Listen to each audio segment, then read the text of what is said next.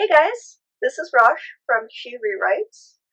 Today I'm going to be doing a debt update for September 2025 so that you can see where I'm at, what I'm doing, what my plan is, what mistakes I have made along the way, which is a lot. Yeah, so let's get started with that and I will see you in a second.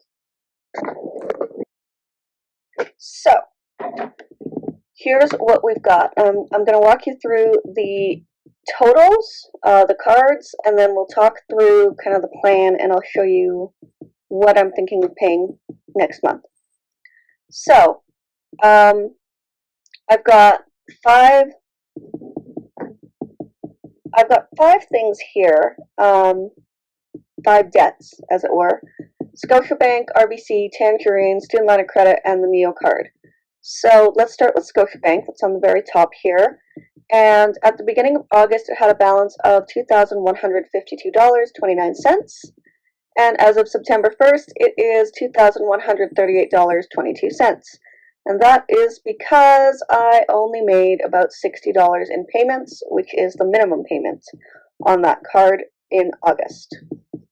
Then we'll go to RBC, which started the month of August at $10,175.37 and is starting September at a nice round $10,000.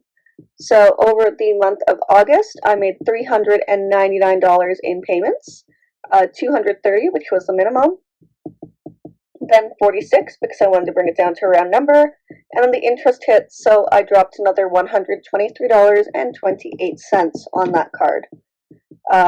So hooray, yay. I would love to see this below 5 digits like in the next month, which is my goal. Then we've got the Tangerine MasterCard. Now this one I actually completely cleared. I reached a settlement with Tangerine and I just paid off the balance and that was that. So this is going to stay on here though because without it, it doesn't look great. Like the math doesn't work properly. So we're going to leave it on here and just leave it as a 0 because that's motivating to me to see that 1 0 in this whole other red area. So I don't really need to worry about that one. I obviously made no payments on it. I'm going to explain the stuff over here afterwards, but then we have the student line of credit. Now the student line of credit was meant for my graduate degree. If I had been careful with it, the $25,000 would have covered all of my tuition because I am an international student at the University of Edinburgh, and that means I have to pay international tuition, which is very expensive. Unfortunately for me, because of what happened with the last couple of years with my partner not being able to work and me having to take on the bulk of all the bills, I had to dip into the line of credit to pay our living expenses as well. So that's why it is currently at, let's see, as of August, $22,784.16. And then as of September, $22,644.16. So as you can see, I've paid it down a grand total of like $120, $40, $140. I made a payment of $90 on it.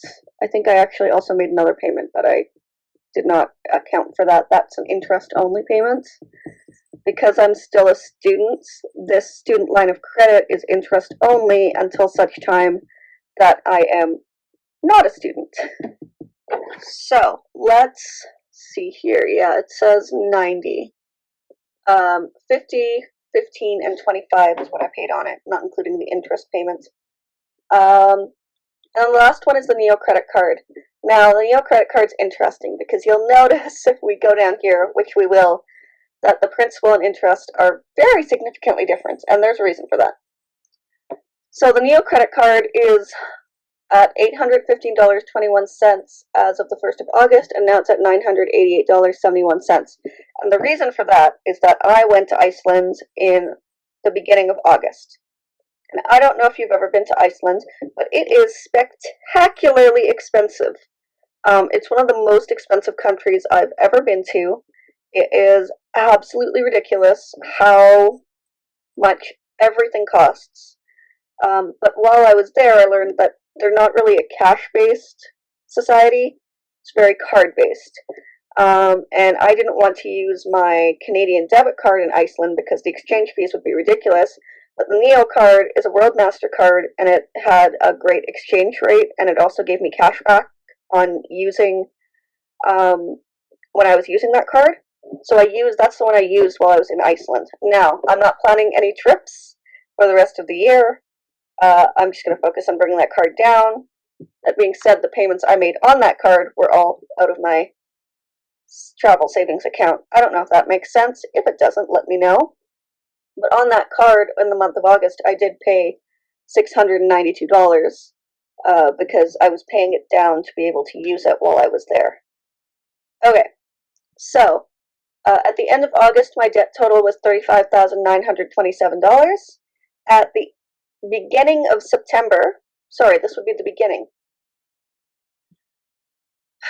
So at the beginning of August, my debt total was $35,927, and at the beginning of September, it's $35,771.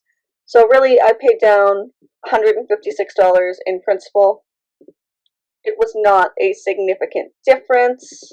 This doesn't seem right, but what do I know? Oh, right, it wouldn't be yet. Okay. So my total debt paid off as of September 1st, 2025 is $4,086, and the total of remaining amount is $35,771. As a reminder, I do not include my student loans in this calculation yet because my student loans are in repayment assistance, which means that I don't currently have a payment on them and they are not accruing interest. Now, my plan for September is probably not going to go as planned because I am not working as much at the theater as I was hoping I would. September is a pretty slow month. I am basically just going to be making minimum-ish payments until my last paycheck comes in, and then I'll see how much is left over. My salary on a monthly basis is like $2,800. I don't make a lot on my salaried position. I usually can get pretty close if I'm working a lot at the theater, though, and then bring in some extra money, but that's just not going to happen, which is really disappointing. However, I will be throwing every extra penny I have right now towards debt payoff. Right now I have it at about $710, but actually this one should be about $230. This one should be $160. I did that math right on the interest rate. I just pay standard $75 on the Neo card, and then the minimum for Scotiabank is $60, but $60.08.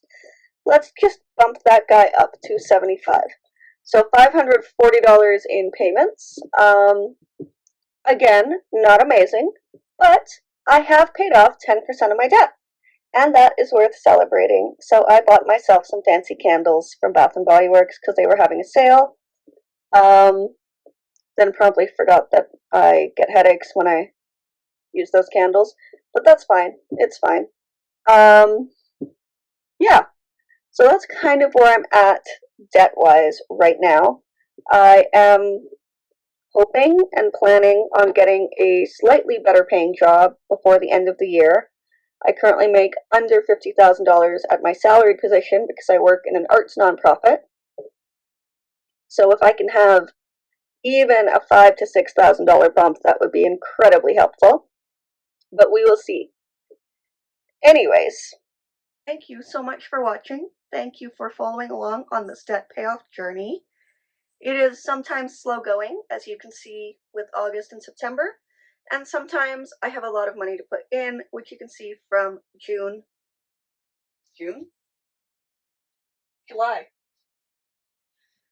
Sometimes it's slow going, as you can see in August and September, and sometimes, like July, I get a lot of money that I can put towards debt, because that month I got the return of my damage deposit and a payout for my car being totaled.